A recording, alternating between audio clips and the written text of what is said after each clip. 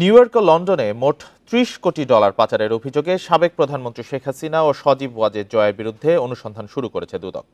যুক্তরাষ্ট্রের এফবিআই এর প্রতিবেদনের ভিত্তিতে অনুসন্ধান চলছে বলে জানিয়েছে সংস্থাটি। এ বিষয়ে আরো জানাতে রাজধানীর শ্যামলী থেকে যোগ দিয়েছেন সহকর্মী রিশাদ হুদা। রিশাদ হুদা, এফবিআই এর প্রতিবেদনের ভিত্তিতে এই অনুসন্ধান চলছে।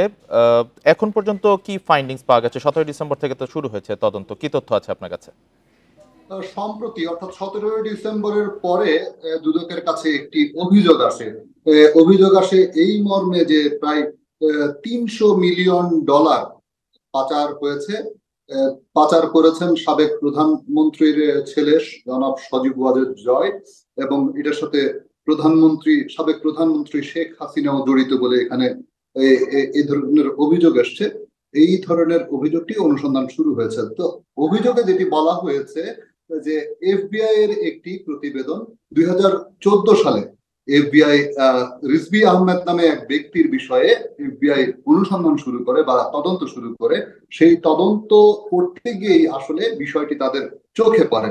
বিষয়টি যেটা হচ্ছে যে তারা যেটা দেখে, হংকং এবং কেইম্যান একটি দ্বীপের নাম। এটা হচ্ছে যে কিউবা এবং জামাইকা এবং আমেরিকা এর মাঝামাঝি একটা অবস্থায় এই দ্বীপটা থাকে। হংকং এবং কেইম্যানে জনাব সজীব ওয়াজেদ জয়ের বেশ কয়েকটি ব্যাংক অ্যাকাউন্ট ছিল। সেই ব্যাংক অ্যাকাউন্ট থেকে স্থানীয় অর্থাৎ কেইম্যান আইল্যান্ডের যে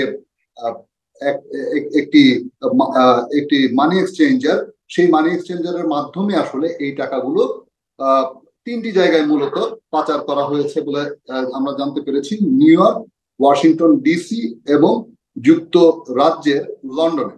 এবং এখানে আরো বলা হয়েছে যে যুক্তরাজ্যের যে লন্ডনের যে এফবিআই এর এজেন্ট আছেন, তিনিও এই বিষয়ে নিশ্চিত করেছেন যে এই টাকা পাচার হয়েছে। তবে একটি বিষয় কিন্তু আমরা এই প্রতিবেদনে পাইনি, অর্থাৎ এই যে টাকাটা পাচার করেছে, এই পাচারের টাকাটি আসলে বাংলাদেশ থেকে কিভাবে গিয়েছে, অথবা আদৌ বাংলাদেশ থেকে হংকং বা কেইম্যান দ্বীপপুঞ্জের যে ব্যাংক অ্যাকাউন্ট গুলো আছে সেখানে গিয়েছে কিনা, এই সূত্র কিন্তু আমরা এখন পর্যন্ত এই যে অভিযোগ আছে এবং যে প্রতিবেদন দেখছি সেই প্রতিবেদন পাইনি।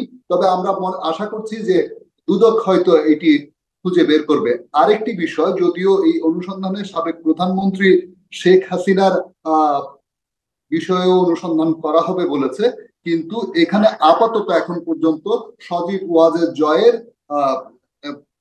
বিষয়ে যে পাচারের যে বিষয়টি, এগুলোর আলামত পাওয়া গেলেও সাবেক প্রধানমন্ত্রী শেখ হাসিনার সরাসরি কোনো এখানে আমরা ইনভলভমেন্ট দেখতে পাচ্ছি না। সরাসরি ইনভলভমেন্ট এখনো দেখা যায়নি।